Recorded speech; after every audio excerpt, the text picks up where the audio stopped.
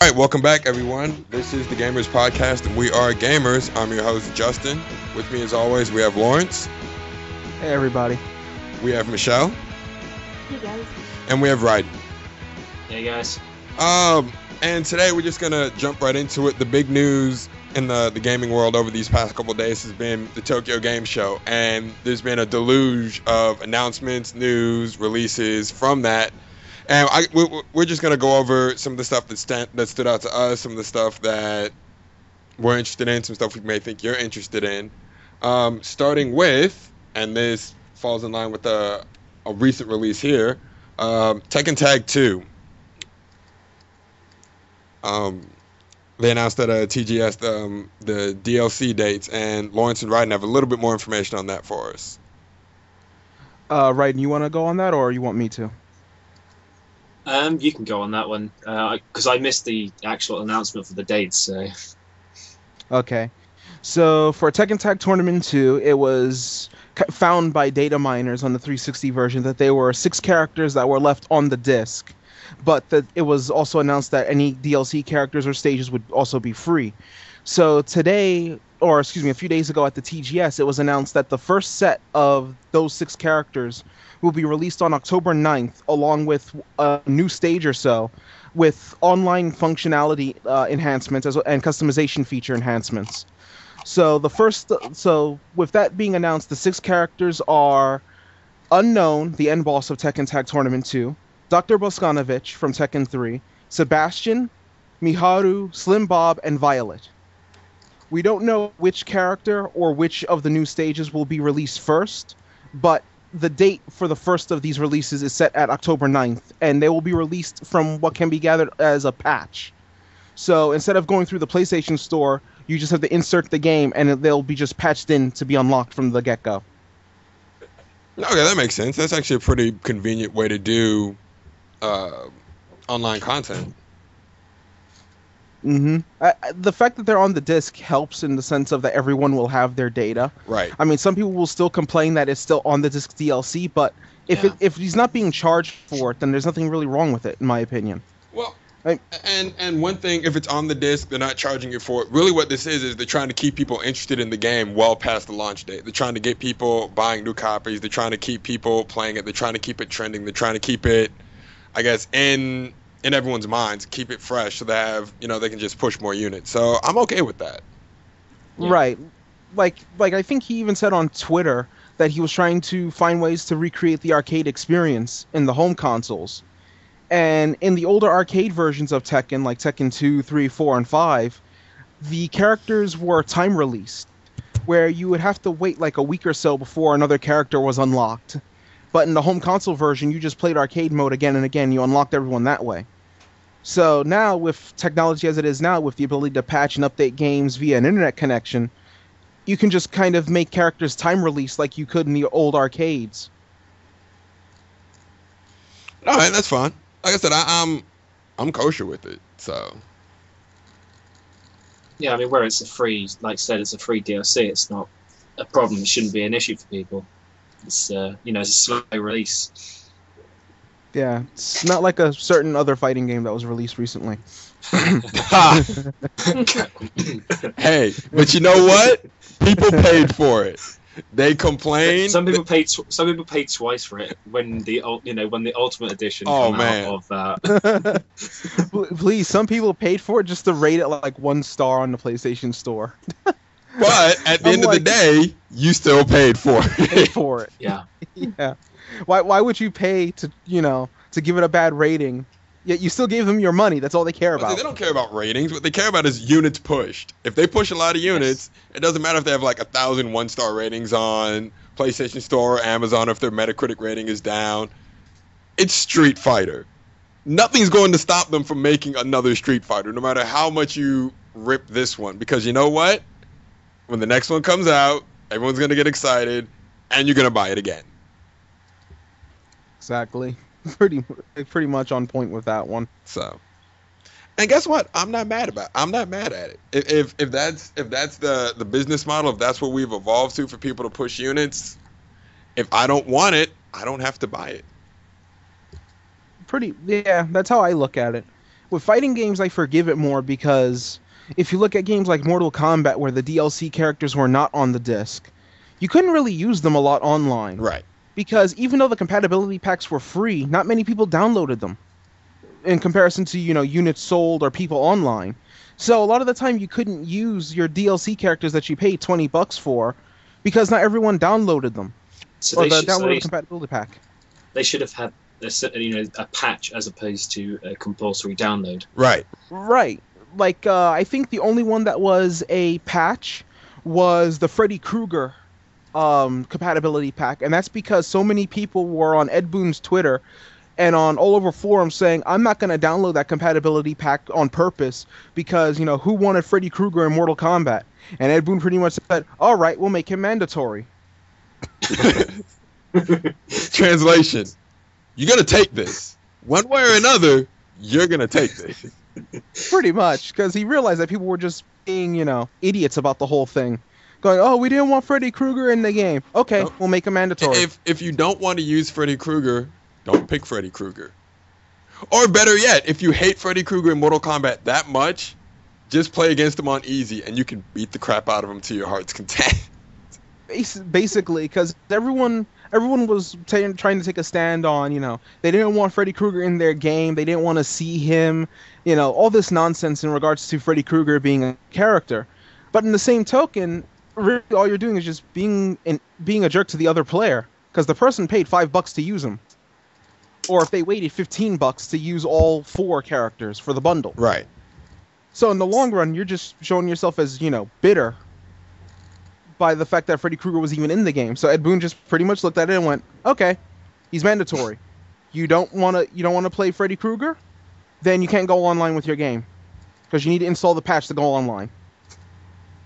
So that DLC model also kind of ruined the game for some tournament players as well, because I know with Evo, this year was the first year that they allowed the DLC characters to be used in Mortal Kombat, because of the way that people hadn't got around to playing with these characters, playing against these characters, because they've had to be paid DLC. It wasn't fully compulsory for people to have played these guys played these characters online and stuff. So, but they allowed it this year, and I did see. I think there was one Freddy Krueger player that played Mortal Kombat this year. I don't think he did too well with him, but Wow, I'm kind of surprised because everyone likes to say that Freddy Krueger is like top tier in Mortal Kombat, and just in regards to just tier listing. The little bit I guess not a lot of people spend because people don't spend a lot of time with him because they couldn't be bothered to pay for him. Yeah, that's true. Because I was about to say, the little bit of time I spent using him in practice mode, he really did seem pretty strong, Freddy Krueger. No, okay. Well, bringing this back to Tekken, hopefully what will happen is people will look at what Tekken is doing with their DLC model and realize that that's probably the better way to go. If you're going to do on this DLC, instead of forcing everyone to download it, you just release it as patches, slowly leak it out, keep people interested in your game. Just go about it that way. But quite interesting. Go on. Mm-hmm. No, you can go ahead. I was going to say I'd be quite interested to see what the DLC model might be for Tecmo Koei and the Dead or Alive series, because as far as I'm aware, they're not intending to do any character DLC. Yeah. So I'm not kind of sure what DLC. Possibly costume packs, maybe music packs. I don't know. But I'm quite intrigued to see what their model and what DLC they'll actually put out for the game. Well, with DOA, you could probably get away with doing more costume pack stages and music, just because how they have their stages set up. If they say, "Hey, we're releasing a new dynamic stage," now that might pique enough interest to get someone to be like, "Okay, I can buy this," or the costume packs. Yeah, that could. Well, that it could kind of works draw. in the same way as Dynasty Warriors and Warriors Orochi. Exactly. People like that. They like stages. They like costume packs. It works. Yeah, it adds some life to it as well. Right. What I was about to say in regards to Tekken with the DLC model is that to me it just seems like the developers are, damned if you do, damned if you don't when it comes to DLC Right. in general. Like some people will look at so go from the biggest extreme onto, the best possible scenario. Take on disc DLC and you charge for it. People will complain about why are you being charged for a DLC that's on the disc? Okay, take on disc DLC, don't charge for it. Why is it even DLC? It should be available for you to play for free. Okay, so remove the on disc DLC and make it normal DLC for people to pay for. Why are we getting DLC for a game that should be complete from the get-go? The game doesn't feel complete without the DLC, and now people can't get the full game without paying for it. It's a lose-lose-lose for developers with DLC nowadays because so many companies have done DLC in gamers' terms the wrong way. Granted, there's no real right or wrong way of doing DLC. It's just DLC. Right. Because... Mm-hmm. Oh, no, go ahead. I was about to say, but because of, how gamers have been jaded by what Capcom's done with Street Fighter Cross Tekken and other things that have been found that are on the disc that wind up being DLC, a lot of gamers just look at DLC and then, until eventually something where, you get like 5 hours of gameplay and then they're like, that's DLC done right. And I look, I'm like, what's the difference between that and something else? Well, this added more. So... that doesn't exactly make the DLC done inherently right or wrong. Right. What it comes back to is, and we saw this with Mass Effect 3. And I'm trying to be very delicate when I say this, that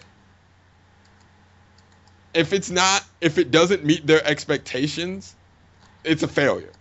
If they expect to get a complete no DLC product, I'm paying $60 for it, I want everything you've got for $60, then that's what they want. That's what they want. And anything short of that is, oh, well, you didn't do it right. Now, I've been happy with the Mass Effect DLC models up until this third one. And I knew from the get-go that they decided to stick a multiplayer in, they wouldn't be focusing much on their single-player content.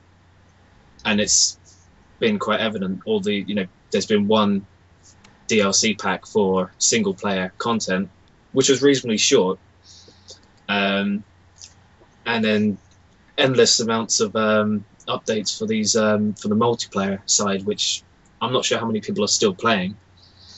Right. The thing with that.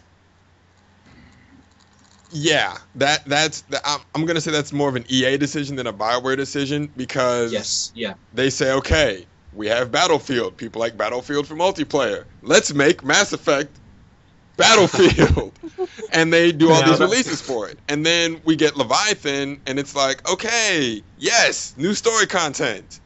You can, if you really want to, you can probably finish Leviathan in one sitting. Yeah.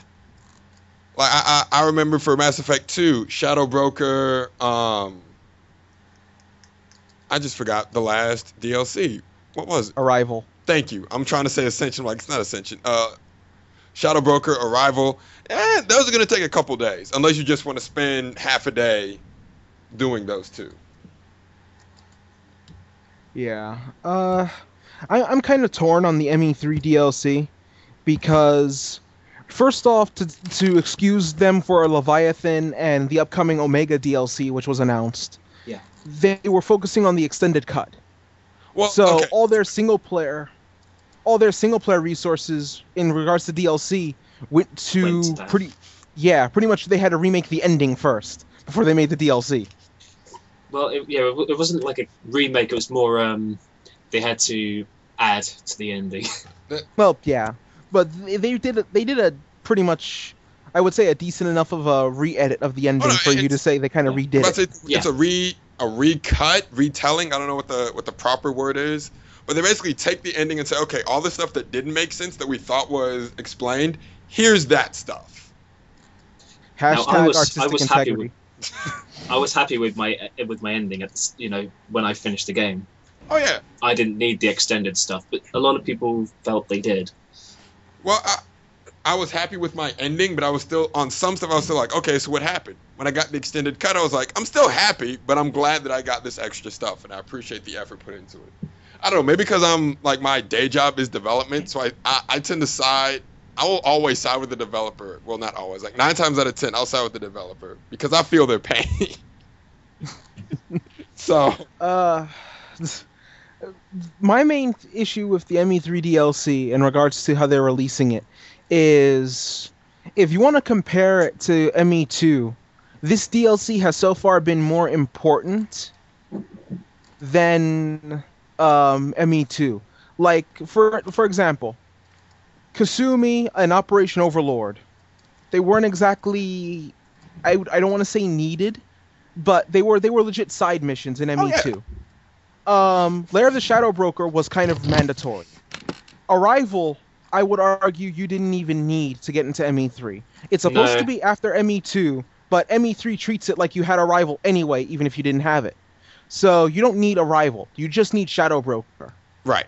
For Mass Effect 3, I would argue that From Ashes is mandatory for Javik. I would argue that case just for what Javik is and what he adds to the story. You have the extended cut, which is free, but it's pretty much mandatory now.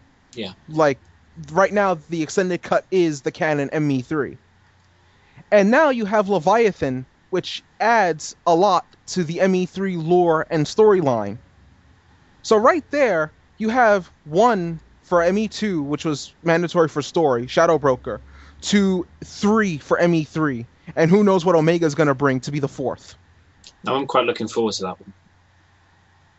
And I'm not completely upset with the fact with the multiplayer DLC. I mean, they haven't been charging for all the multiplayer DLC. It's been free downloads. I think they charged for 1 set of characters. I'd have to double check that. No, I take that back. You are right. The multiplayer stuff, as far as I'm aware, has been free. Right. But any single player stuff has been you have to buy, which is fair. It means that you can still play with everyone online. You can jump into any game that you want as long as you download the pack. You got to make sure that you've downloaded the recent content. Right. So. And it adds unlockables for your multiplayer, so it gives you some more to work for. Yeah. This is true. So we went from TGS to a DLC tangent. That's funny. That's only how this goes, though. That's how we roll. Before we move on from TGS, I know on my PS friends list, I've seen Raiden and Lawrence. I've seen you guys with Tekken Tag. So, how is it? Awesome. No, it is really good. We were discussing before this. It's pretty much on par with the Tekken 5 side of things. Probably the last really enjoyable Tekken. The online mode is fluent. It didn't receive any major lag issues or anything. I mean, it's not perfect, but it's probably the best that I've played. You got all the characters, even though a lot of people are saying that they want more. The roster's at 53 characters, people. Yeah. Did you see the tweet from Harada to say he said I will add I'll add 300 characters and you will still say, can we have more? Oh yeah. I actually didn't see that tweet. Dude, Harada-san might be the best follow on Twitter right now. I know. I'm so happy that I followed him after seeing some of his rants. Like, one person was complaining about the Tekken Tunes mode, saying, why are you reselling old soundtracks? Why are you still taking money for us? It should be on the disc to begin with. And Harada's answer was, when Lady Gaga releases new CD, should she release old discography for free? No! She still charges to make money off of old music. How old are you? Do you even know how copyrights and music trademarks work? So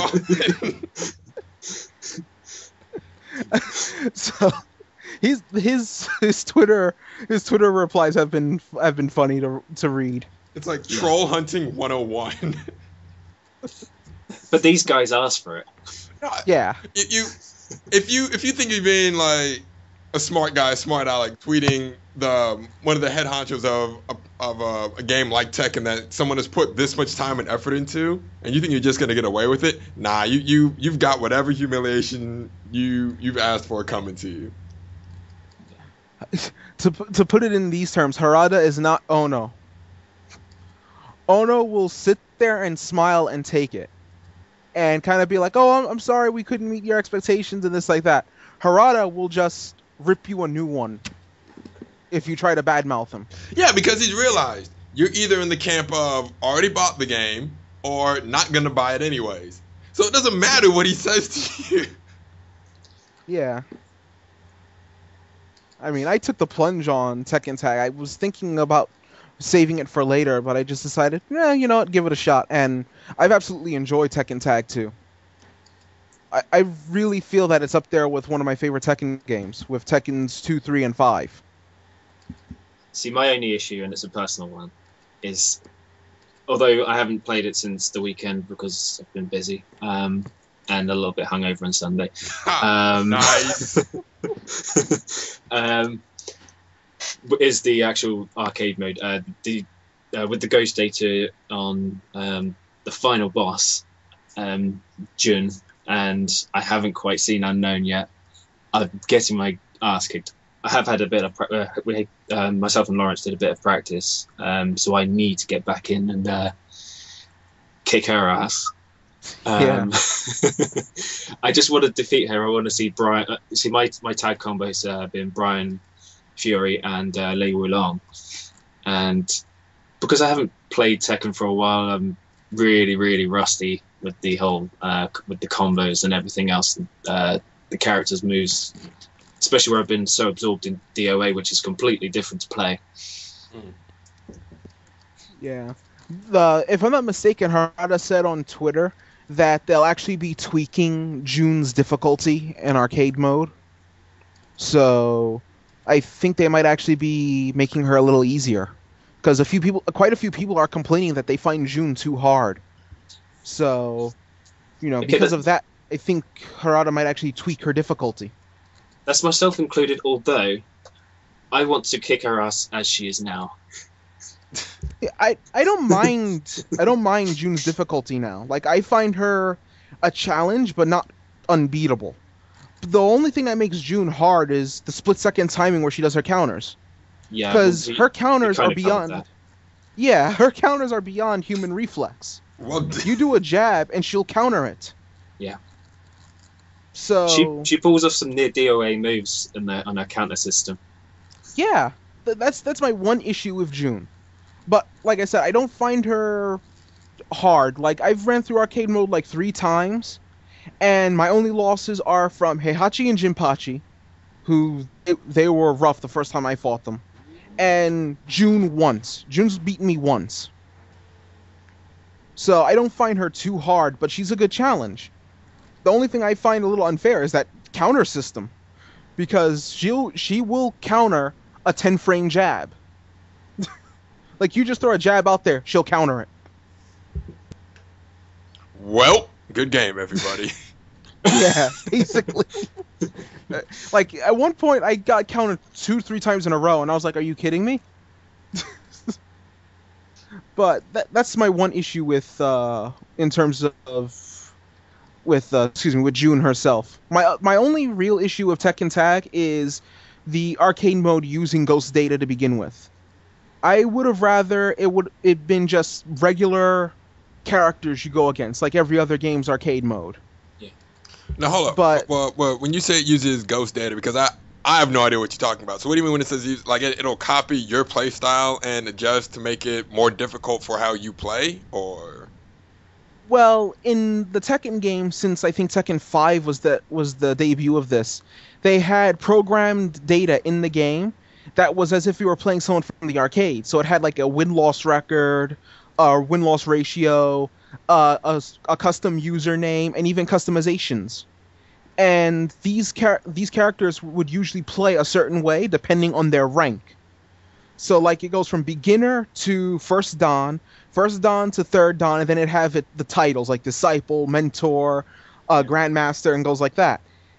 What they did in this one is, in previous Tekken games, when they instituted the ghost data, there was a separate mode for arcade mode and ghost battle. So arcade mode would be just your strict, clear these stages, beat the sub-boss, beat the end boss ending.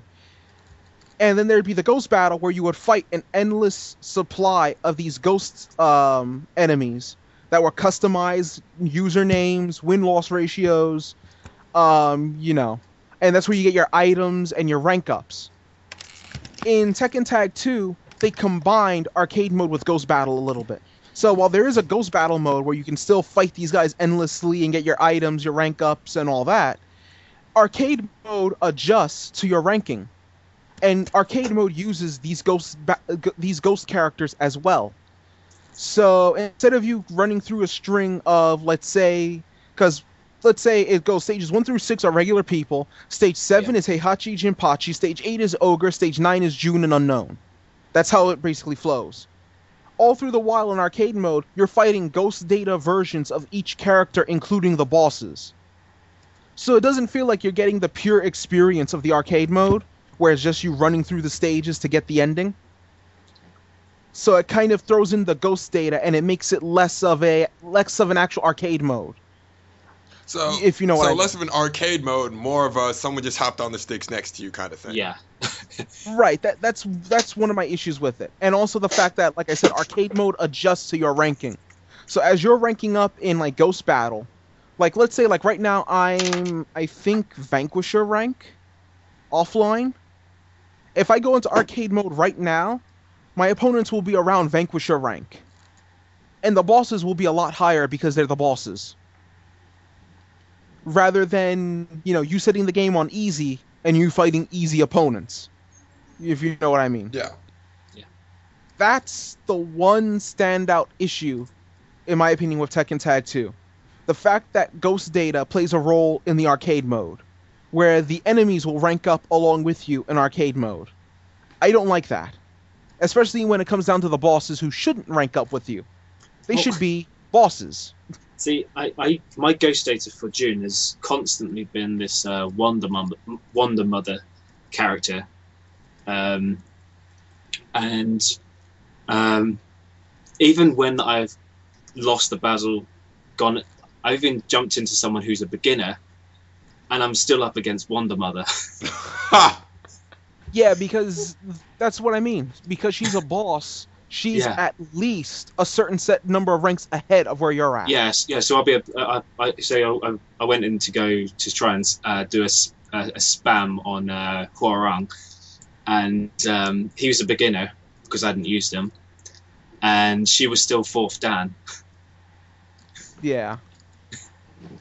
So with the bosses, they set them a certain bar ahead of everyone else, and it's kind of, if there were going to be bosses, I would rather the arcade mode not follow the ranks. And not follow, your rank. It's just supposed to be an arcade mode. It's not Ghost Battle mode. Like, I ran into a June player called Willow. When I first played arcade mode, I was, I think, first queue by the time I reached June. And I ran into her named Willow. I'm first queue. Willow was a berserker. That is at least, I think, 10 ranks above where I was at. Now, granted, I barely won that one. But it just seems weird, especially when you feel the disparity between fighting June, and then you fight Unknown, who has no ghost data. And because she has no ghost data, she actually feels weaker than June. Oh, wow. Because Unknown Unknown has the same fighting style as June, but with her own moves. Her own boss moves, you could say. Because she doesn't have ghost data, she feels like a step back from June, depending on your rank. June can be a harder fight than Unknown at a certain point. Okay, so from what you're saying, it sounds like they tried to find a way to make the arcade mode scalable to your difficulty, but in doing that, they took away the arcade feeling of it. Yes. Right. That's pretty much exactly it. Yeah. It doesn't feel like an arcade mode. It feels like a Ghost Battle mode with 9 stages and an ending. Okay. I understand now. All right, I can see that. Yeah, that's like my one complaint with Tag 2. Because it's impossible to create a perfect game. Yeah. But other than that, from what I'm hearing, you guys are really enjoying it. Other than that, it's a fantastic game.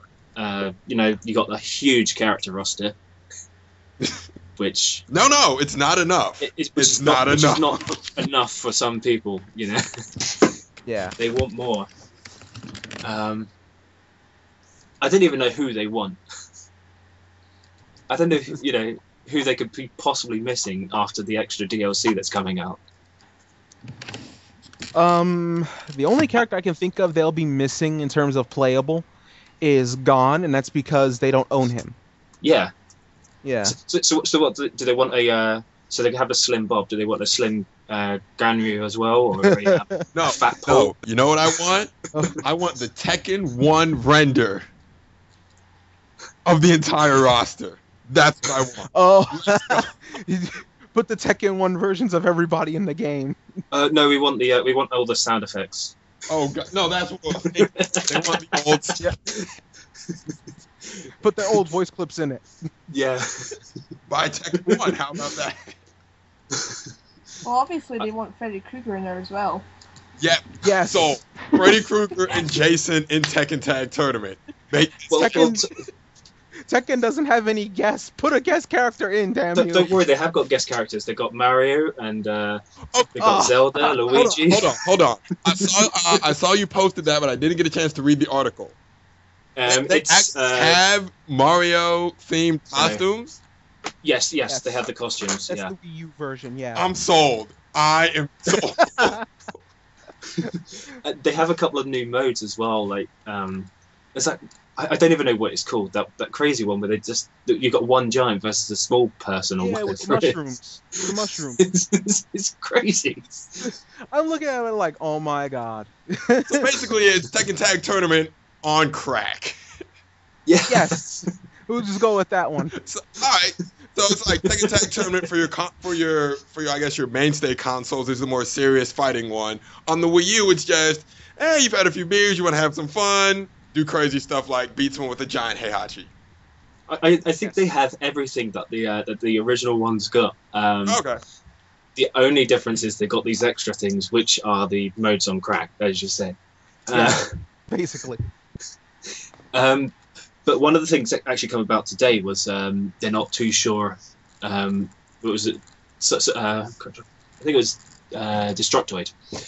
They posted up about the Namco Bandai meeting, and apparently it was asked whether or not how the online mode will work on the Wii U. But apparently Harada couldn't quite say how it was going to work because he wasn't too sure.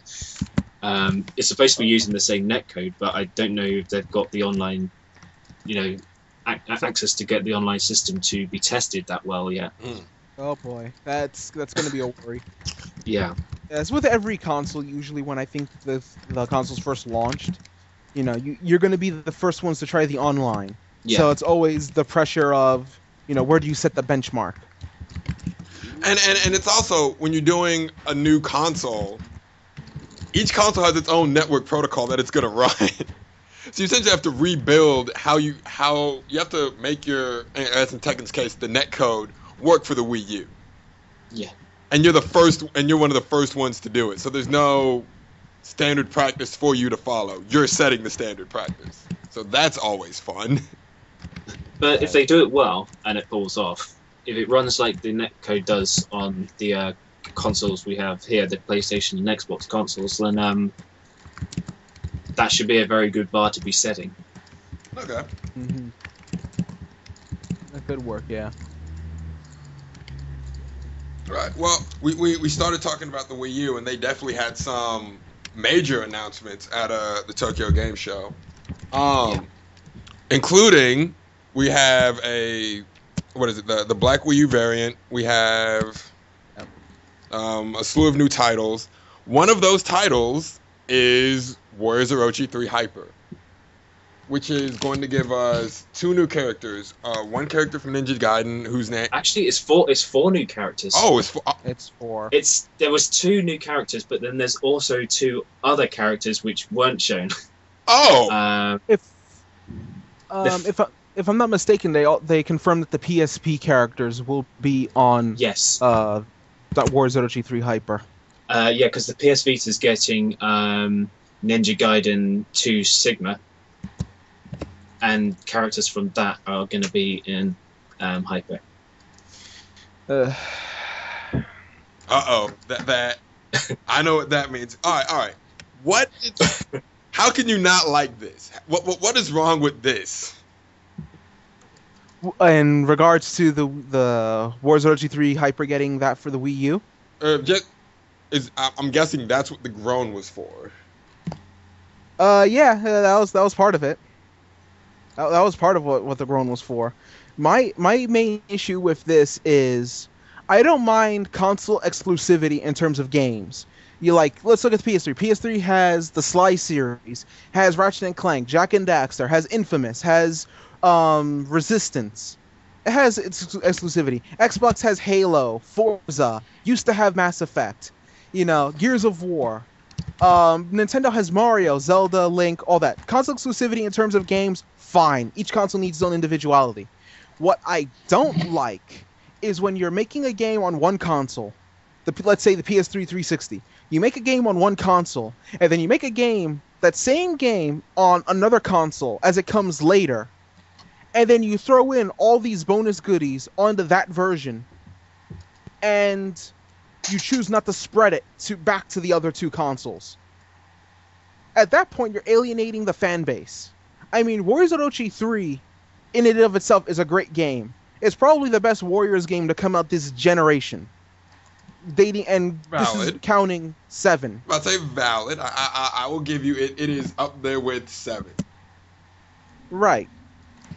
That being said, you're putting in a Wii U version that has 4 new characters and a mode. Now, when they first announced it, I thought, dual mode. Okay, it's not a make or break. But then you're adding in, from my understanding, you're adding in Rachel from Ninja Gaiden 1. You're adding in Momiji from Ninja Gaiden Sigma 2 and Ninja Gaiden Dragon Sword.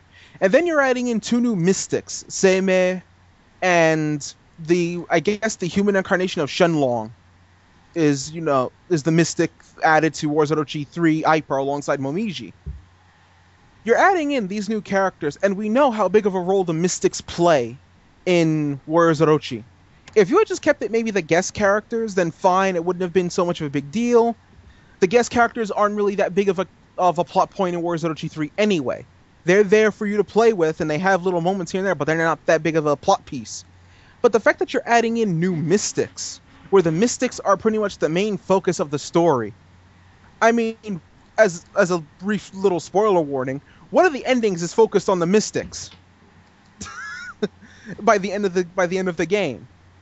You're throwing in 2 new mystics into a game that's heavily focused around the mystics being involved in the storyline. I don't like that concept of console exclusivity in terms of content. In terms of game releases, I'm cool with it. In terms of content, I feel it's kind of... I don't know, I feel like you wind up screwing half your fan base just to appease the other half. While I get that, I would counter with this. No. I completely get that. Mm-hmm. Now that you've actually said it, it makes perfect sense. But this is what I would say to counter that. If you already have Orochi, if you already have a game on one console and another console comes later and you've chosen to launch on that console.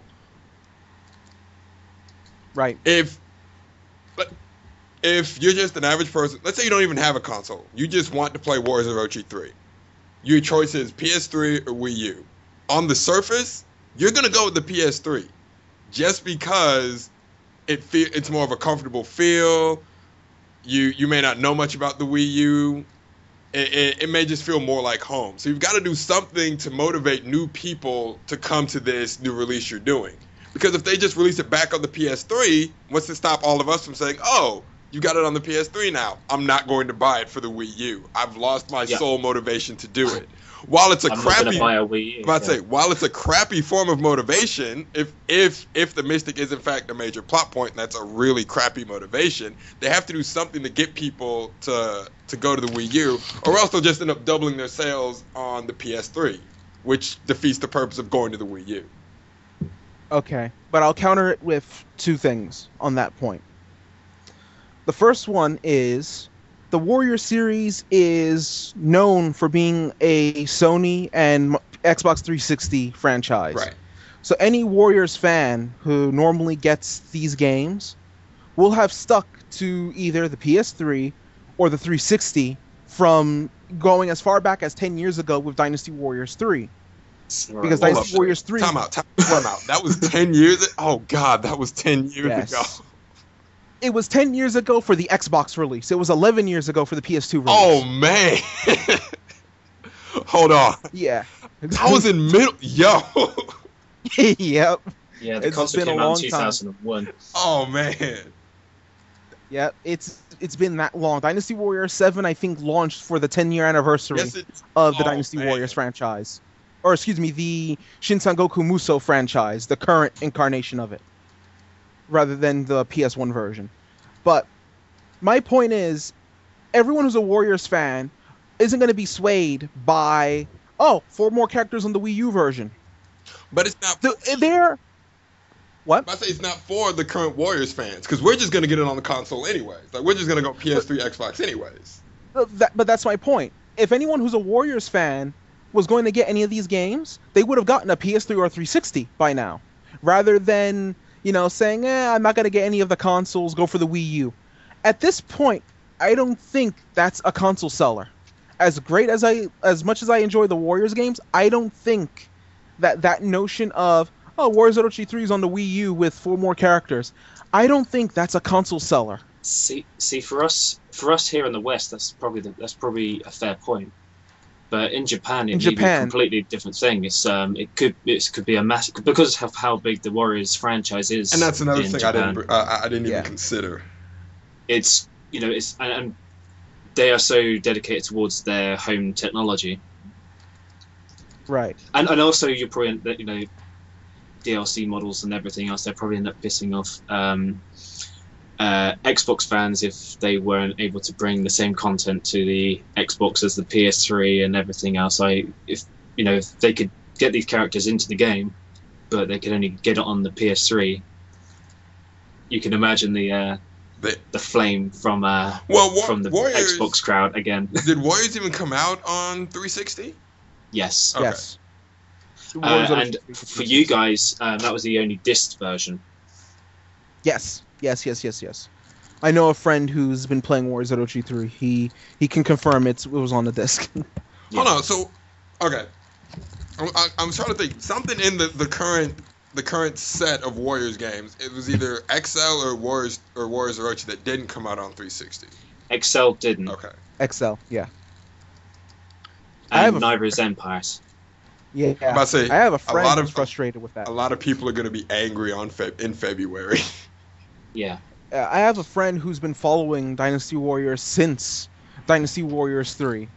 And he's gotten every single game since DW3. Oh, wow. On PS2, and then he got an Xbox 360 because he didn't feel like waiting for a PS3, and because the PS3 was so obscenely expensive at the time. Who can forget $599 US? Oh, yeah, no. I was like, no, that's not going to happen, Chief. That's not going to happen. So he got a 360, and he still wants to get the Warriors games on the 360. But now he's got Dynasty Warriors 7. He's got Warriors Orochi 3. He's not getting XL. He's not getting Empires. So he looks at it as kind of a disappointment because now he has 7.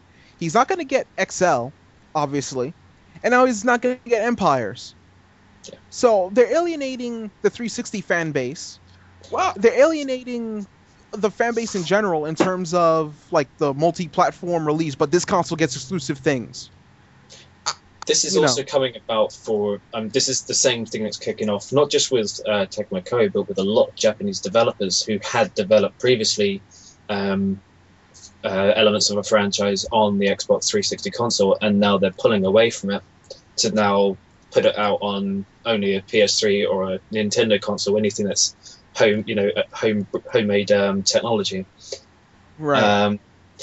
And it's interesting. It gets brought up. I mean, I was speaking to someone on our Facebook page today about this, and it's a question I actually, because I'm at a panel next week with Hideo Kojima. Nice. There's a BAFTA panel, and we were allowed to submit a question. Now, a question I submitted to him was his opinion as to why a lot of Japanese developers have decided to pull away from developing on the Xbox 360 when they previously did, with the exception of the big boys like Capcom, Konami, and Square Enix. Whereas, if you recall, although they're under the wing of Konami, they were always a PlayStation exclusive, and with the release of the HD collection, they've actually gone the other way and are developing for both consoles. Yeah. And Metal Gear Rising was announced on the 360 panel. Yes. At E3 2010, I believe. Yeah. So Rising was a 360, announced thing. It was announced multi-platform, but it was shown at 360's panel as a shocker. Yeah. So, some companies are going backwards in it, while other companies are just moving away from the 360 in general. Like, one thing I will argue is that we could argue that Japan, would view it as a console seller, but Sony is also Japanese. Microsoft is American, and that obviously doesn't sell in Japan. But Sony being Japanese, you would think that the Japanese Warriors fans would have already gotten like a PS3 or something to get into the next game. So I still can't see something like Warriors Orochi 3 with the 4 more characters being that much of a console mover in regards to, you're paying $400 just to get 4 more characters basically for Warriors Orochi 3. Do you know, I don't know. I mean, I think it could be, personally. I mean, if they were just to release the same game, this far on, there would be a lot of disappointment. Right. If they were to just release this version of Warriors Orochi 3 on this new console, there would be a lot of disappointment with regards to what was the point. Well, you could almost say the point was to get it multi-platform, to have the game come out across all 3 now, or to show what the Wii U can handle. Like, Darksiders 2, as far as I am aware, isn't getting Wii U exclusive content. Assassin's Creed is getting PS3 exclusive content. Yeah. And it's coming out for the Wii U. It's just in the sense of making it a multi-platform. But in this case, they're make it a multi-platform, but give this console all the goodies. Right, and you also have to look at it from the console publisher's perspective. They have to find a way to bring people to them as well. Whether it's by contracts, whether it's by staggered DLC releases. We will let you use our technology to develop your game, or we'll help promote your game if you add something extra into it. Exactly. Yeah, I can see that. I can see that being a point. It's a delicate dance. It's a delicate dance between the developers, the publishers, and international markets. All 3, you got to somehow balance all 3. And I think for a game like Warriors Orochi or any Dynasty Warriors game, to include a whole character, would require a heck of a lot of work. Because obviously you have to input them into battle scenes. You probably have to. I'm sure the story mode's probably been tailored to actually include new stages just to accommodate these characters. Right. Yeah, I can understand that. Yeah, and that doesn't take away from. It's a crappy way to motivate people, but it exists because of the 3 things we mentioned earlier. But this brings me to my second thing that I was going to use to counter. With bacon? Well, that's always... You win. Good. Nope, you win. You said bacon. But with Warriors Orochi 3, In my opinion, they can kind of get away with it in terms of fan feedback. They can get away with it because Warriors Orochi 3 in and of itself felt like a complete title. Yes, it did. On the PS3 360. It's a great game. It has a great story mode, has the weapons, has all the characters. It's a great game. Fantastic release for the Warrior series. Now, let's go to the other extreme of this. Let's look at how they're doing Ninja Gaiden 3 for the Wii U. Now, that one, you could almost argue, they released a beta version of the game on the PS3 and 360, and then they say they're using fan feedback from the PS3 and 360 releases to craft the version that fans wanted. By the way, the version that fans wanted is only on the Wii U because it's published by Nintendo, with more DLC added on top of what was already announced in terms of the new content. With no hope of it being released on the other platforms where, admittingly, if they did release it on the other platforms, fans would probably buy it. Yeah. And that, I can tell you exactly what happened there. That's a case of Nintendo going to the Ninja Gaiden team and saying, "All right, yeah, that was cute. You know, we let you do your thing. We let you go out and experiment with these other consoles. You know who Daddy is, right? Though. You know what's about to happen, right?" But now, I don't think they had the intention to upset fans when they released the original game. Obviously. I think they decided, they went to take a route which seemed more, which in their opinion was more Western, to appeal to the Western fans, which the Western fans actually like the Eastern style of things. But they didn't quite see that. They were trying to look at other Western games and how they were done to try and give the players that kind of experience, which failed in their, for them with regards to the game, their feedback and everything else. They've had time to now work on the game model. They've had time to implement into the full code, these features which people were in complete uproar about. Things like the decapitations and the extra gore, the weapons all being included in the game. The Ayane things are, quite a big thing. And to be honest with you, if it was just that was added on, I don't think it would have upset people. I think, but maybe not so much. I don't really know. Because the Ayane thing has been quite a bit of a talking point with regards to the recent videos that they've shown, the fact that she's playable. So there's actually a bit more story in the game. Right. The main issue I have with how they treated the Ninja Gaiden 3 release was they released it. Obviously, it wasn't with the intention of making fans upset. But they release it. It's kind of bare bones. We could argue, it's kind of bare for a game. It comes out to mediocre to bad reviews, and then they look and go, okay, what can we do to improve this game?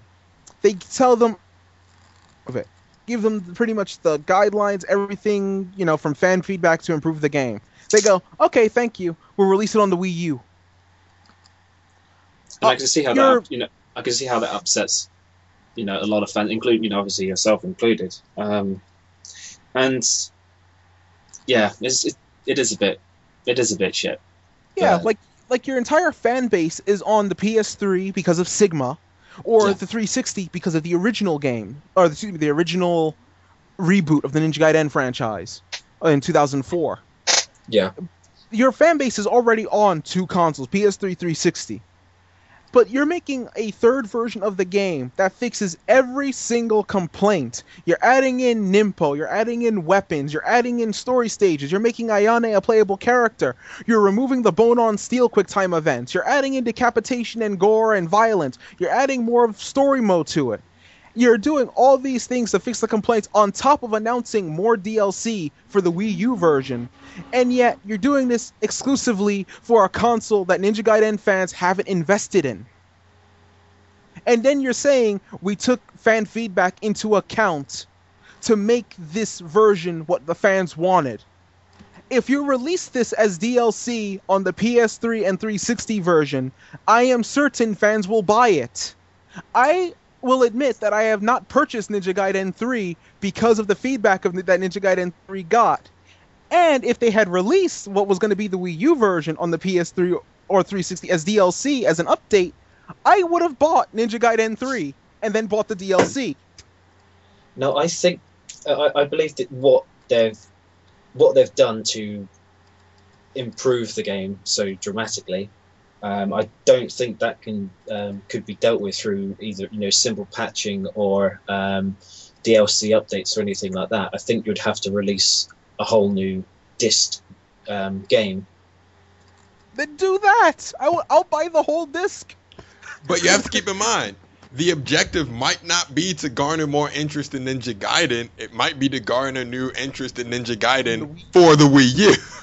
I know, but that's the thing that goes back to my point. It's like you said, it's a crappy way to motivate players. It is a crappy way to motivate people, but it is a way to motivate people. It's a gun to the head is still a crappy way to get someone to do something. Well, you put a gun to someone's head, 9 times out of 10, they'll do what you want them to do.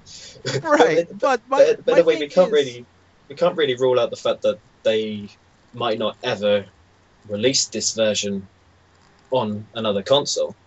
It's Nintendo. My hopes for it are kind of. It's unlikely, but yeah, but it could happen. The reason why I rule out my hopes for it is because, in order for them to do the loophole with Sigma.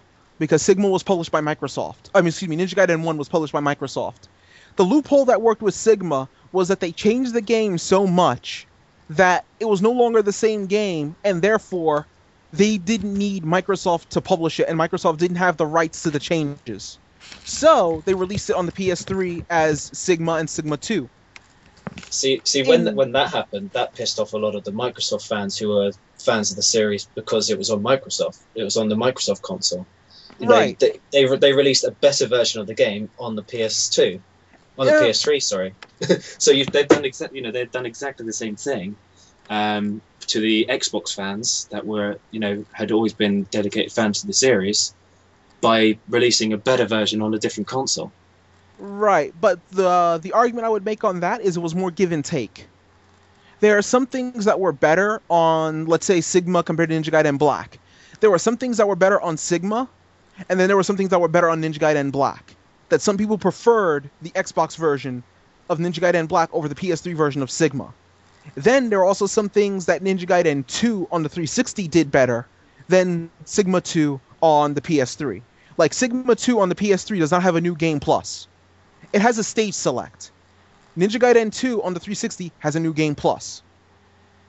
So that's one thing that you can kind of argue is enough, you could say, of a deal breaker between the two versions. Like, I looked at it as, oh, well, we got Ninja Gaiden 2 on our console, but I actually wish we actually got some of the 360 stuff, rather than what we got. So, I would argue in that scenario, it was a give and take. Some things were better, some things were worse. In this scenario, it's a reverse Sigma. They already released the base version on the PS3 360.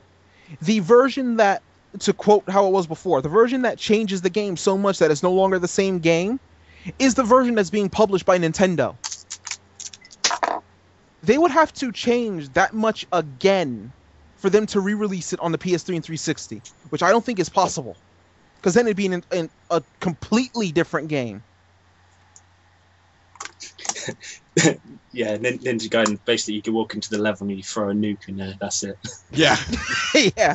There's the new version. It's a short game. Yeah.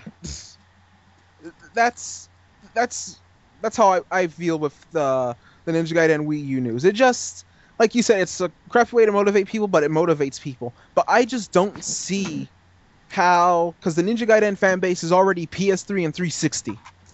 Well, they're already split between them. What? Here it is. You got to remember, it's launch, so to speak. Unless, are they doing a simultaneous region launch, or is it going to be Japan first, then we get it?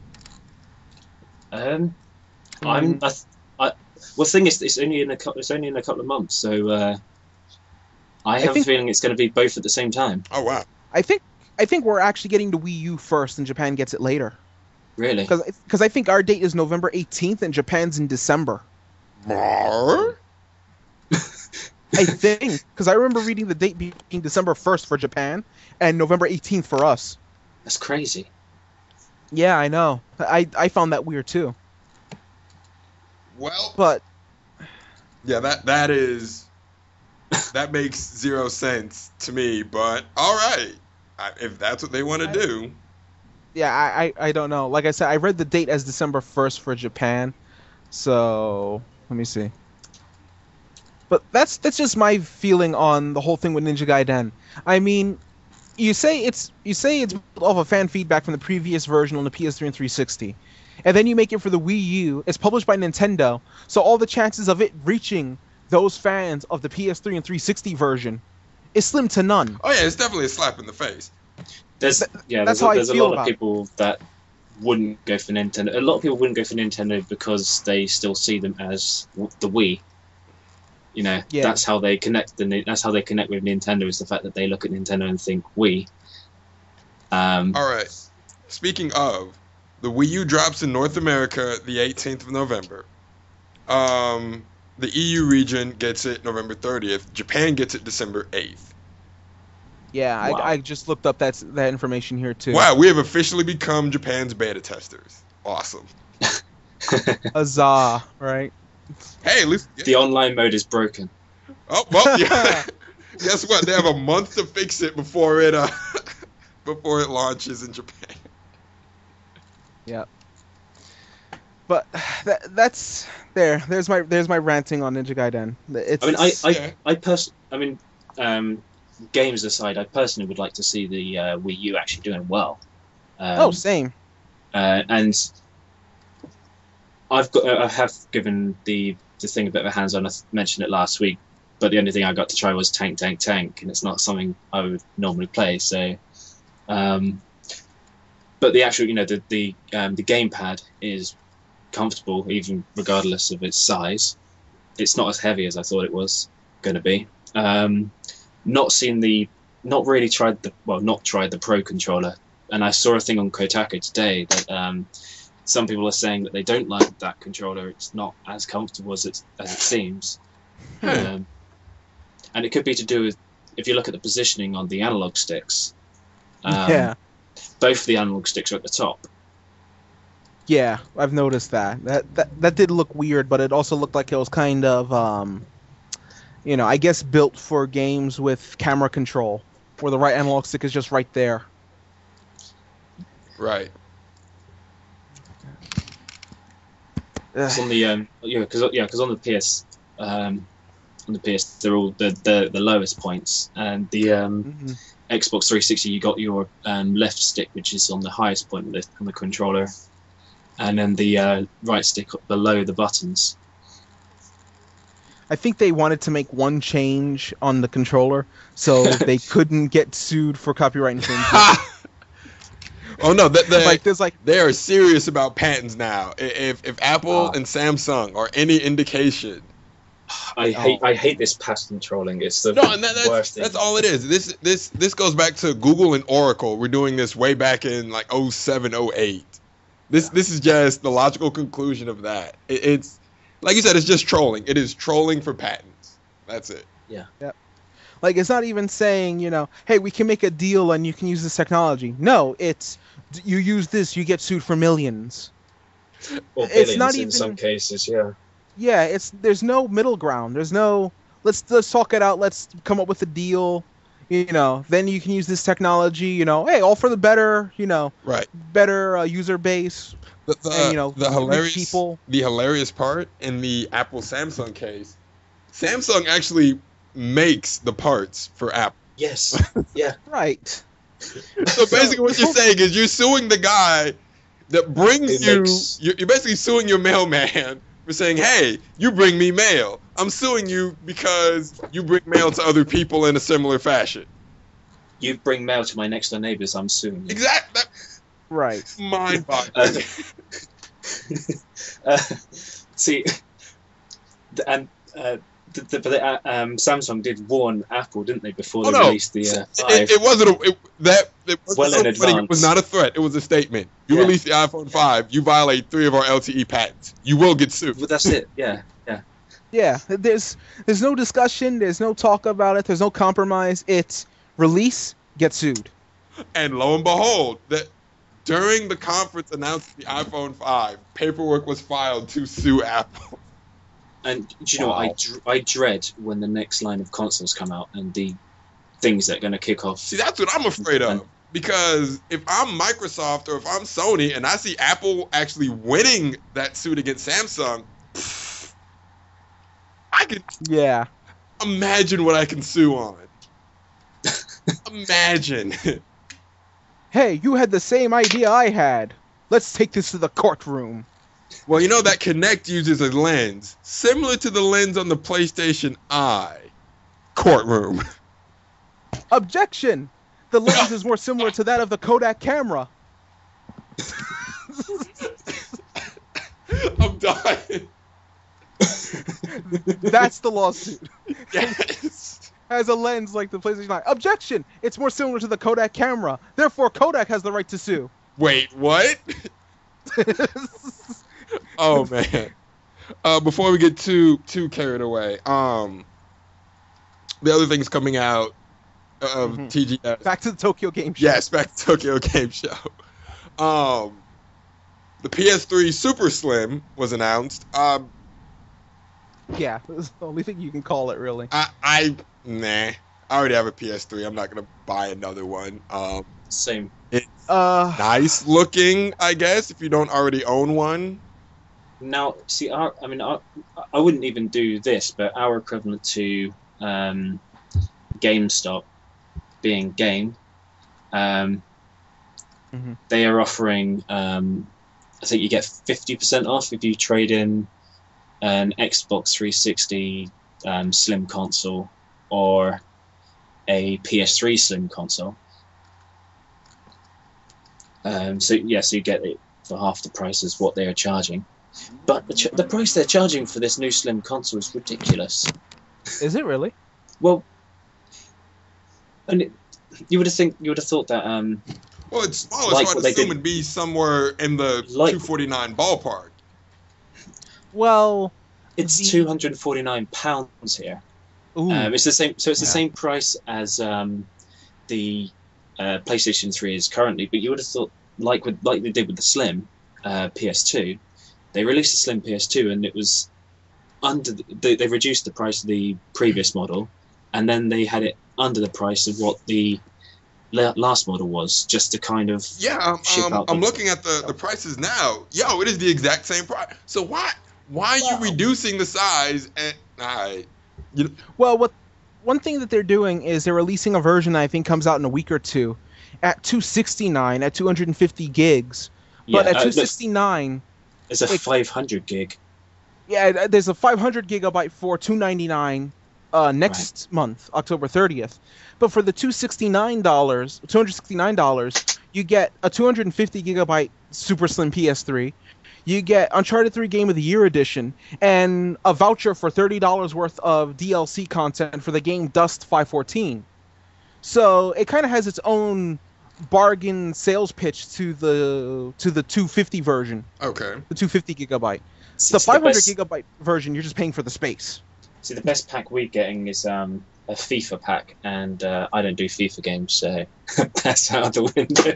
I got last year's FIFA game. I might get this year's. Not my thing. I don't do sports, so yeah. But that's with the PS3. I will say that I'm tempted, extremely tempted, because I still have a fat 80 gig. Right. So I still have. That's a different. That's a different thing. I mean, if you've got the old, the kind of older model. Yeah, I have room to upgrade. Yeah. Well, see, that's the thing. But I can't see anyone that's recently bought one of the current Slim consoles and going, getting an upgrade from that. One thing Well, I've never understood. It's like Sony. They keep releasing these different hard drive models and they make them ridiculously priced. It's almost like people forget you can get a terabyte hard drive Yes. for relatively cheaper than what Sony is charging you and put it into your PlayStation for it's not that much effort. I don't forget. I just either A, I don't want to do the process and screw it up, and B, And that's my PS3 is old. that's the thing. If I had an older PS3, I wouldn't even bother. I'd just be like, all right, nope, upgrade. Because if I try to update the hard drive, the process won't be able to handle the new hard drive, and I'll just get a new one. Yeah, my PS3 is, like I said, it's a fat 80 gigger. Ooh. So it's I wouldn't say it's in danger. You could argue. I wouldn't say that, but it's got a few years on her. Yeah, you've got some miles on that one. Yeah, let's put it that way. It's got mileage and use on the old PS3. So I think I do have room to upgrade it and upgrade an actual console, and rather than doing the process. Fair enough. All right, and all right, I can get it from that. Let's see. What else do we have coming out? Ultimate Ninja Storm 3. They released a trailer at the Tokyo Game Show. Yes, they did. That trailer looked nice how they presented it. It looked like they were going more for a story focus back to Storm 2, where Storm Generations was just, okay, show off all the characters and show off the fighting and show off the online mode. This one looked more focused back to the story. They showed more of the cutscenes. They showed how they presented Naruto versus Sasuke at the Land of Iron. They showed off different bits of the story mode here and there. More of the cutscenes, more of the interaction. They showed off the new boss fight, which is Naruto versus the Kyuubi in the Confining the Jinchuriki arc of Naruto. So the story mode is going to start off at the Kage Summit because they showed Sasuke versus Gaara as one of the big, boss fights or the story portions. And they showed off the new hack and slash feature for the story mode, which is similar to Ultimate Ninja Impact in regards to there just being a flood of, like, let's say you're Sasuke. There's just going to be like a flood of samurai in the Land of Iron's summit area. And you as Sasuke have to just cut through every single one of them to reach the next part of the story. And it seems like they more or less heavily promoted the duality of the story. Like, some parts you'll play as Naruto, other parts you'll play as Sasuke. While Naruto's learning to master control of the Kyuubi, you'll be playing as Sasuke as he's fighting the Kage. And eventually, I assume the game will cut off before this for Sasuke's story. But eventually, Sasuke joining the war effort. So I'm looking forward to how they're treating the story mode for this. Other than that, they didn't show much for the Ninja Storm 3 trailer, but it was a nice teaser that they kind of gave fans who are looking for more information, that they showed how they're giving the game a story mode focus, like Storm 2 was. Okay. I have to say, I'm always excited for the Ultimate Ninja Storm series, just because it's always great to see how CyberConnect, they've done a really great job with this. How they retell what's going on in the manga and the anime and make it better, I should say. Right. Yeah, you could say that, because they really add a lot to the story and the fights that actually happen in the series. Like, for example, the boss fights in Storm 2, I would argue all of the boss fights, save for maybe one or two, blow the anime's presentation out of the water. Oh, yeah. Like, my favorite boss fight was Jiraiya versus Pain. Now, I hate watching or reading that scene. Spoiler alert. Well, actually, no, it shouldn't be a spoiler. It's covered. I think you're at a point now where you can actually talk about it. It's like saying Obi-Wan dies at this point. Yes, Obi-Wan Kenobi dies. Hang on, what? Because I think Jiraiya's fight with Pain is actually covered already in the dub anyway. Yes. So even if you are just following the dub, that's already covered. I think the dub's on Team Hawk versus Killer Bee. Yes, they are. Okay, so we're good on that part. But that boss fight, I have to say, when it came to Pain vs. Jiraiya, I put the controller down because I knew it was gonna happen, and just the way the game makes you go through it, I'm just like, no, I can't. No. Yeah, I know. I mean, it was nice how they did it, but it was like, oh god, this is painful. No, they do such a great job at presenting it. They actually make you relive everything you just went through maybe a couple months ago when you saw it and read it for the first time. Right. And now they're, bringing that same focus in regards to the cutscenes and the drama and the animation from Storm 2. They're bringing that same focus to Storm 3 rather than the fight-centric focus of Storm Generations, which I think can help the game. Yeah, and if anything, you can tell whoever's in charge of this at CyberConnect, they're huge Naruto fans. Like, this is basically a Naruto game for fans made by fans of the series. Or if they're not fans, they have intimate knowledge of the source material to present. If you're a Naruto fan, there's no excuse not to get any of the Ultimate Ninja Storm series. Right. Like, I think the president of CyberConnect 2 actually dresses up and cosplays as Naruto a lot. Oh, that is awesome. Like, he shows up to events and conventions dressed up as Naruto and now Sage Mode Naruto. Like ordinary. Like Ono doing Blanca. Yeah, like Ono's like cosplaying as Blanca or cosplaying as Chun-Li every now and then as a joke. Nice. The president at CyberConnect 2 dresses up as Naruto, whiskers and headband and all. And, he actually acts out the role of Naruto. Like, if he's wearing the Sage Mode cloak, you see him standing there with his arms folded, just looking at the convention crowd and stuff like that. So he has, a huge, you could almost tell, a fandom for the series that he's willing to go this extra mile to help promote it and, do all these extra things for the Ultimate Ninja Storm games. Yeah, he is a fanboy in the best possible way. Right. You have a fanboy who's making the game, so he's going to know what should and what shouldn't be.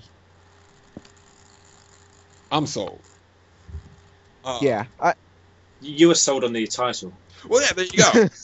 I saw Ultimate Ninja Storm 3. I was like, okay, all right, that did it for me. Ultimate Ninja Storm. Well, since Ultimate Ninja, I've been a fan. But then Storm 2. I played Generations for a bit. Didn't get Generations 2, so I'll just pick it right back up at Storm 3. Let's see. I got my first game was Ultimate Ninja 3. That's a good one to start at. Yeah. I played that until I unlocked absolutely everything. So I still have my file saved at like 100 and something hours. I've just clocked in on Storm Ninja 3, I should say. So I played that. Then I got Ultimate Ninja Storm 1 on the PS3. I played through that, 100% of that one as well. I then got Ultimate Ninja 4. That one I didn't 100% because I felt like it was... I don't want to say it was subpar, but in regards to the content, there wasn't a lot of content added to it. Like, it was just, if I'm not mistaken, it was like the first 13 episodes of Part 2 it only covered. Right. So there wasn't enough, new content into it to get me to go, oh, okay, I'll, just run through this 100% everything. Most of the game's story mode was Part 1, and I had just played Ninja 3 and Ninja Storm 1. I was tapped out of Part 1 by that point. Then, I think what was next was Ultimate Ninja, I think, Heroes 3 on the PSP, which was kind of like Ultimate Ninja 6 for Japan. And that one I kept playing until I unlocked everything I could from that. Played that left and right. The game was fundamentally broken, but it was still fun. Then Storm 2, which I platinumed, which was I think one of my only 6 platinums that I've gotten.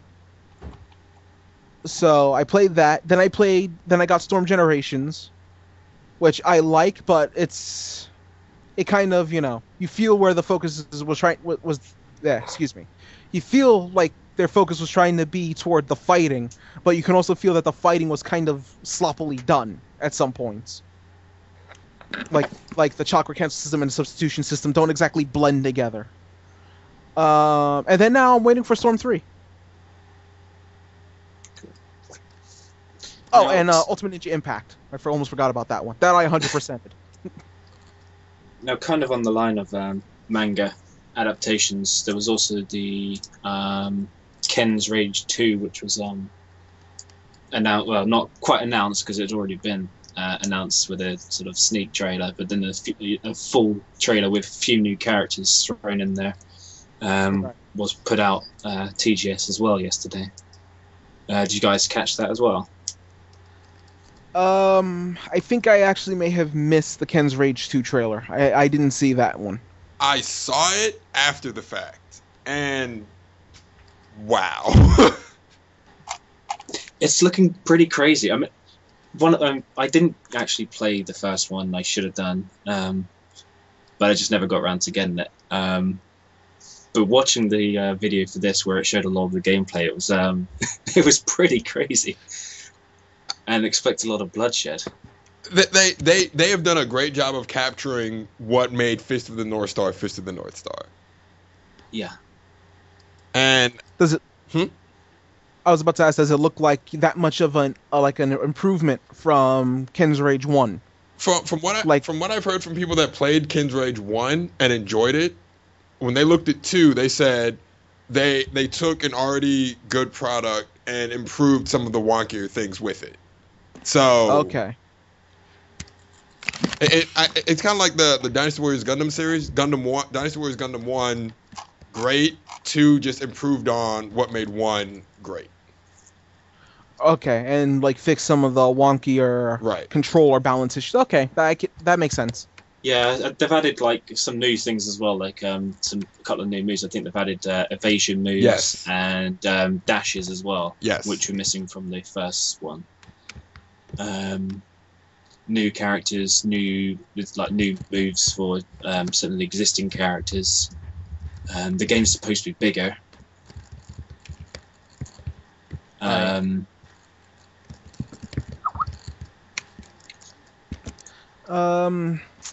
With what's it called? With Ken's Rage, I played the demo for it. For some reason, I couldn't get into it. Like, it felt like the controls were a little off to me. No, the demo, that was the if I recall, I played the 360 demo, and that was where you were basically in a cage fight, and that's pretty much it. So you didn't quite get the element of the game. Okay. So you would say that the demo for that one was a bad representation of the final product? Yeah. Okay. In terms of completion, the control scheme is still the control scheme, but in terms of just a completed product, it really didn't give you like everything. It is basically Dynasty Warriors with Fist of the North Star. It's just as awesome as it sounds. Okay, that makes sense. Yeah. Because I played the demo too, and I was like, okay, that's kind of short, but yeah, I can understand that.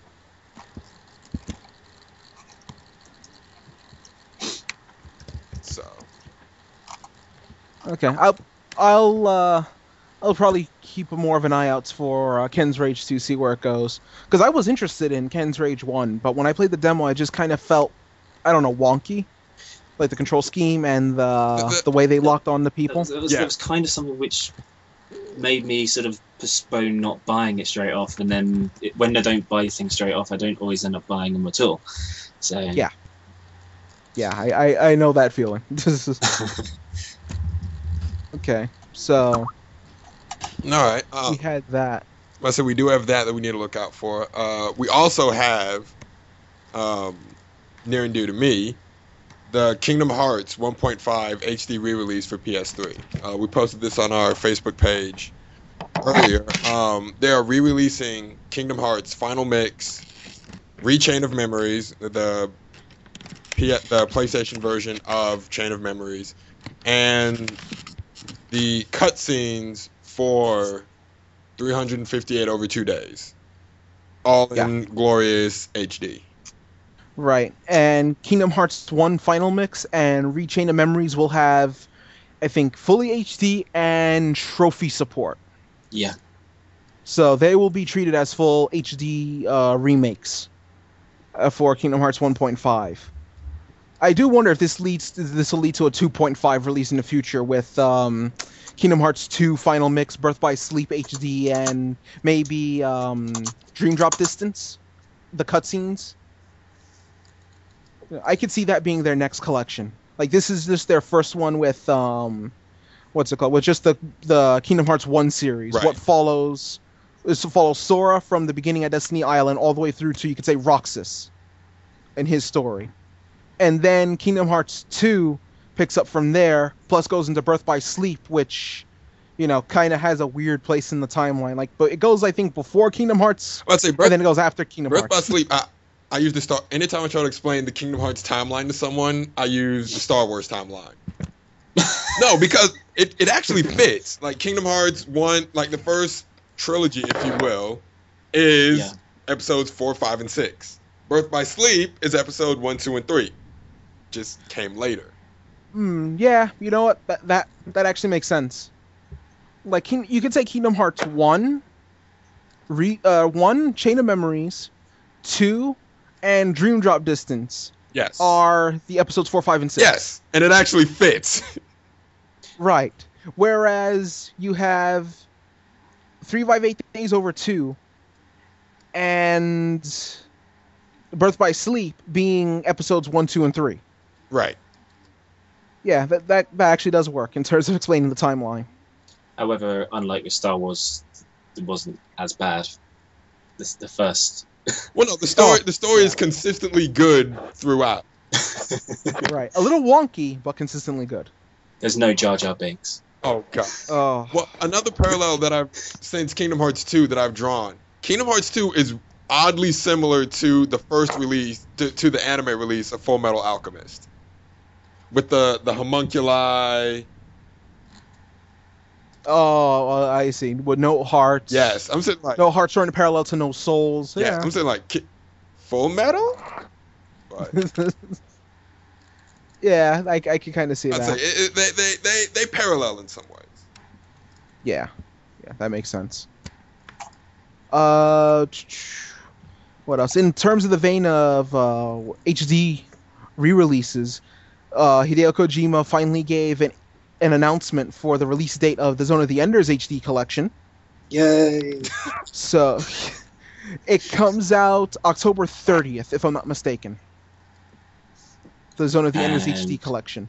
I will be absorbing myself back in that. Nice. Yeah, it'll have Zone of the Enders 1 and the special Anubis version of Zone of the Enders 2 that only Japan got originally. Yeah. So now it'll have, I think, updated enemy AI, a few changes to the level format, and new unlockables here and there to accommodate it being Anubis Zone of the Enders, which And was the sexy Japanese new- version. And sexy new HD visuals. And yes, can't forget And- the HD visuals. Looking at it in terms of Metal Gear, they did a very good job. A very good job with the HD collection on Metal Gear. So I expect very much the same kind of thing with this. Right. It wasn't And a al- shoddy HD job like with some other companies like Capcom have done with some of their HD collections. And Yeah, I've heard about that. yeah. Ugh. Yeah, and they've also did a little throwback for the Zone of the Enders HD collection. Like, if any of you remember back in the day, Zone of the Enders 1 shipped with a demo of Metal Gear Solid 2 Sons of yeah. Liberty. Well, for the HD collection, Zone of the Enders HD is shipping with a demo of Metal Gear Rising Revengeance. Yeah. As a little bit of a throwback to the Metal Gear Solid 2 days. And along with that, they had a trailer of Metal Gear Rising Revengeance at the Tokyo Game Show. And I think we can call this trailer kind of the Kojima trailer for Metal Gear Rising, because it showed a lot more stealth Yeah. than ever before for Rising. Like, it actually showed stealth kills and ways to be sneaky in Metal Gear Rising. So it shows that it still has that stealth element to it, while also being a hack and slash, which I thought was nice that Platinum was able to put in and meld together in terms of the style of game. I think that's shaping up to be a pretty awesome game. I think so as well. I love hack and slash. I like the Metal Gear saga. Mold them in together. It's perfect. Yeah. Even in Metal Gear Solid 2, when Raiden gets a sword, you get a bit hack and slash friendly there. So Yeah. I think Platinum Games is doing a good job of, I don't want to say silencing the critics, because there'll always be critics of the whole concept of it. But they're doing a great job of showing that this game can be great. Yes. And it can be worthy of the Metal Gear name. Because right now, Metal Gear Rising looks fantastic. And I think it molds perfectly with Metal Gear Solid 4. That's how Raiden is in Metal Gear Solid 4. Yeah, he was never the stealth guy. If you watch the that battle in Metal Gear Solid 4 where he's taking on all those little Metal Gears, right? The ones they call the Moobots. Yeah, the geckos. Yeah, he's taking on all the Moobots and slicing off their legs and stuff. That's exactly what this is doing. Yeah, it's letting you play what Raiden was in MGS4, and it's giving you his story post the Guns of the Patriots. Yeah. So, this actually could be a very fun way to actually live through, Raiden's story without, it being the MGS2 syndrome all over again. You're not going to feel... I think what people are scared of is they may actually like Raiden. I'm already there with MGS4. So was I. But, some people, they really, really, really want to hate him. Yeah, because of MGS2. Yeah. Like, MGS2 was, where's Snake? I want to play as Snake. I don't want to play Raiden. MGS4 comes out. That's Raiden? Oh, that's awesome. And now all of a sudden, he gets his own game where you get to do all this crazy stuff with the sword. And it's like, I don't know if I should like this or not. I don't know. I mean, where's Snake? It's not called Solid. I know, but where's Snake? It's Metal Gear Rising. It's Raiden's story. You know what it is? You know what they'll do? They'll buy it, and they'll just close the door and be like, I shouldn't be enjoying this, but it feels so good. Close the door. Yep. Oh, man. But yeah, Metal Gear Rising is looking fantastic in terms of gameplay. Like to give it a comparison in terms of how I said that it looks like they're silencing the critics. I think DMC got a TGS trailer as well. The new DMC reboot. Right. I've not seen their TGS trailer yet, so. I have. I will say my one big complaint now is it seems like they're going into territory that they shouldn't. Like, before it was just messing with Dante and Virgil and, go from there, alright. You don't want to mess with Sparta's lore. Oh, no. You don't want to go there, and they went there. And I don't know how to feel about that, exactly. It's risky. Yeah, it's very risky. Yeah, especially for a character who was rumored to be getting his own game at one point. To explain his story from Capcom's perspective. And now you're kind of tinkering with his backstory a bit. Okay. I don't know. I will wait a minute. I'll wait for the game. I'm gonna get it anyway. So. Well, see, from my understanding of it, they're just taking DMC stuff and creating their own version of it. It's not so much a retelling as not a reboot. It's just a brand new universe. Right, but depending on how it goes, either this universe or the old universe will probably be made the canon. It's when you play the game and then at the end you realize it is a parallel universe the whole time. Yeah. Mind blown. It's risky what they're doing. Like I didn't mind it, but at the same time I wasn't too enthused by it. It's just a big risk that they're taking with tinkering with Sparta's backstory. But we'll see how it pans out for them when it launches in, I think, January, I believe. So you have that with DMC. From the Wii U conferences, Bayonetta 2 was announced as a Wii U exclusive. Yes. Much to the chagrin of a lot of people. See, I'm torn on that one because, like I said, it's a console exclusive game. Yes. Yeah. But the main thing I can see people being upset about is, your main money was from PS3 360, and now PS3 360 fans don't get the sequel, and they have to go get a Wii U to get the sequel, which it's a game. I'll grant them that. It's a game console exclusive. So would you be so upset if Ninja Gaiden 3 wasn't Ninja Gaiden 3 Razor's Edge and it was Ninja Gaiden 4? I think I'd be less upset over if it was Ninja Gaiden 4 than a Ninja Gaiden 3 Razor's Edge. Right. Because it would have been a different game. That would have been them taking a step with the next game, because the Ninja Gaiden games don't really link. Like, I don't think Bayonetta 1 is going to link to Bayonetta 2, because I think Bayonetta 1 ends on a rather solid note. If I'm not mistaken. I don't think you could link that to anything. Okay. So, with Ninja Gaiden games don't link. What happened in 1 doesn't link to 2, and it doesn't link to 3. Well, to an extent. Because there's some story parts in 2 that do link to 3 in this time. It loosely links. Yeah, but you can get by without playing 2. If they did a Ninja Gaiden 4 for the Wii U, I would have been more okay with that, because it's a whole different game, than you taking the game that bombed.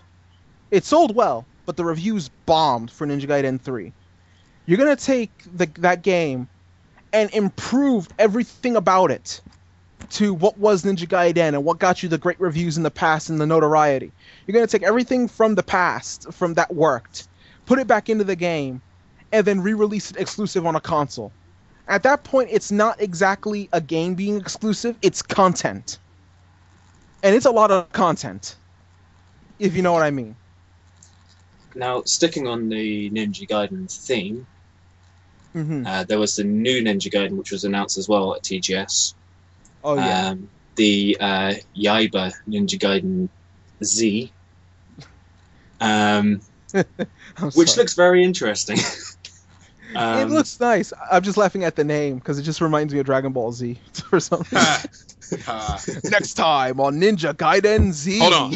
Dragon Ball Z with zombies. Go. Oh, yeah. And Trunks is the swordsman. There you go. But that's looking very interesting. A very different art style being used. Yes. Ryu Hayabusa is the bad guy.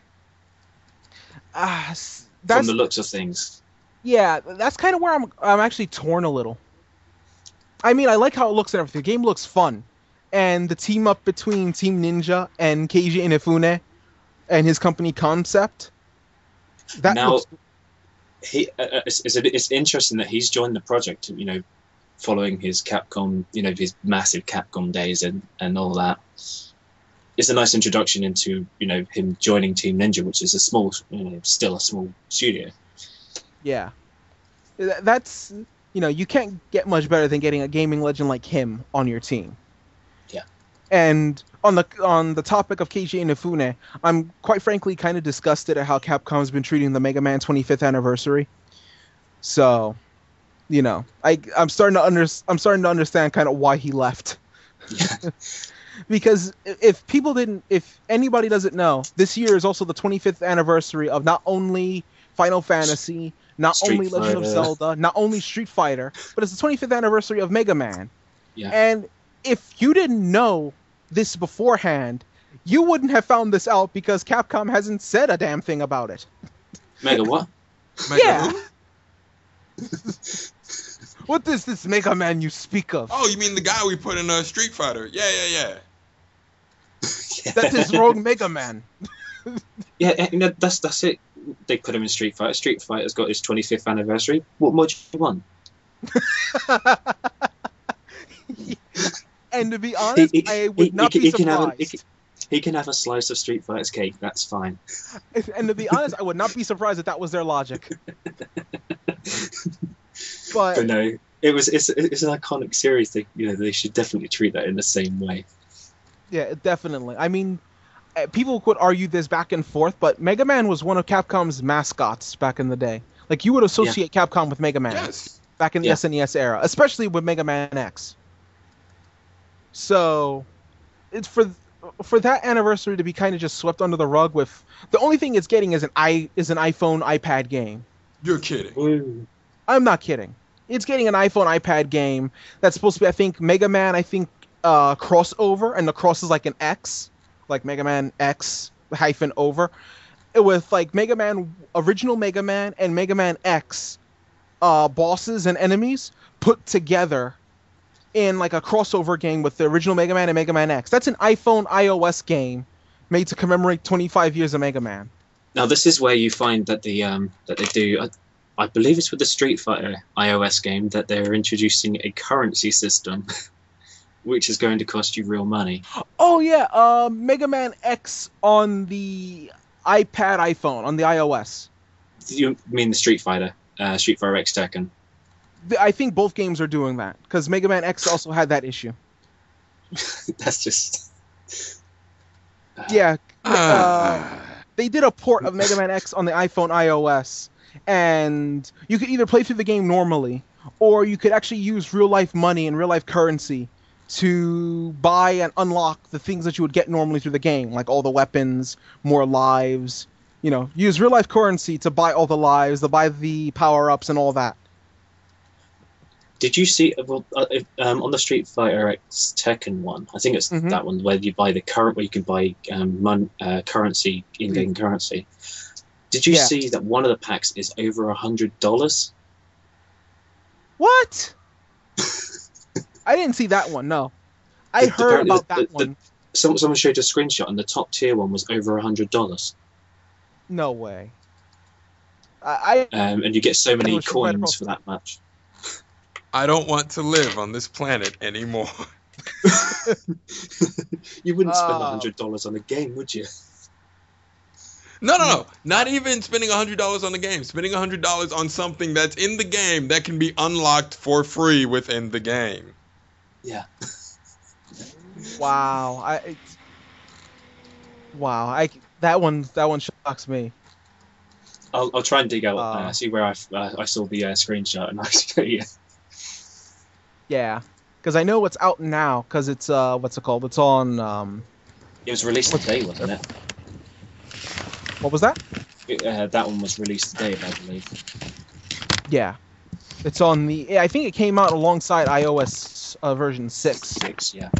Yeah, so it's there, but yeah, I didn't think Capcom would have that much audacity for this, even Street Fighter Cross Tekken, and we know they have audacity with Street Fighter Cross Tekken.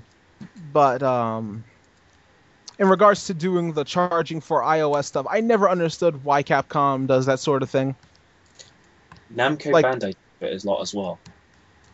Yeah, Namco Bandai does that. They give you a bare bones game, and then to actually play the game, you've got to spend a lot of money to actually add the features into it. Right. They haven't been that bad lately, I would say.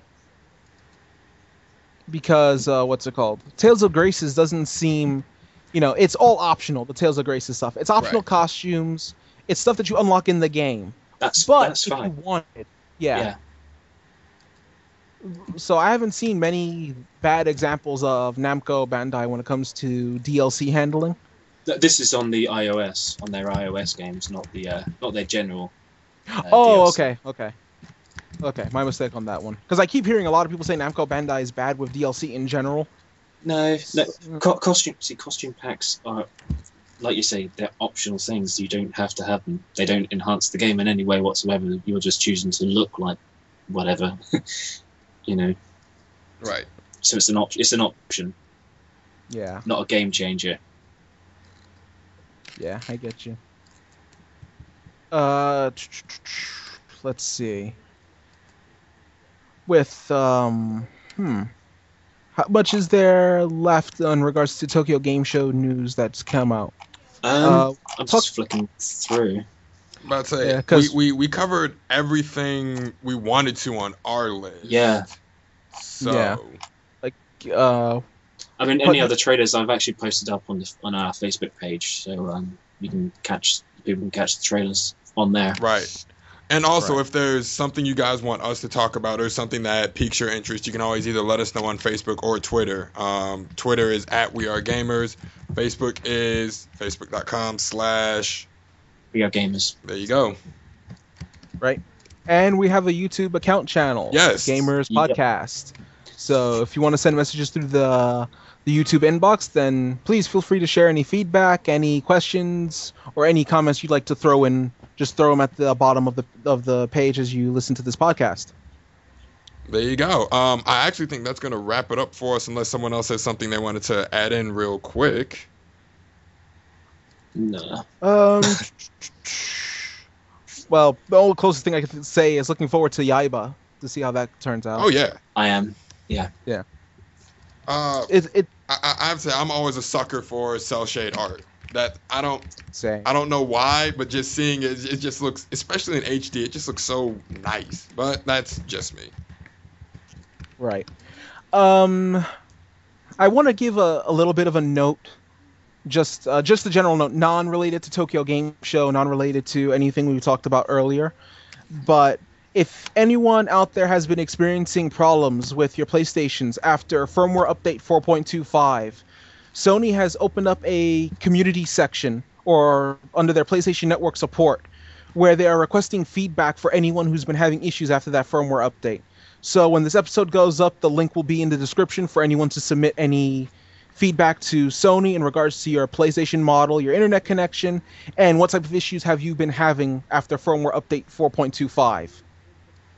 All right, thank you for that, Lawrence. That's going to wrap it up for us here. We thank you for hanging out with us as always. We'll be back in 2 weeks, just like always, same time, same place. And we may have an announcement for you guys. Maybe, possibly, an announcement for you. Possibly, sorta, maybe, kinda. Wait for it. Just wait for it. But yeah, we are gamers, and yeah, we'll see you guys in a couple weeks. Take care, everybody. Peace out. Latest.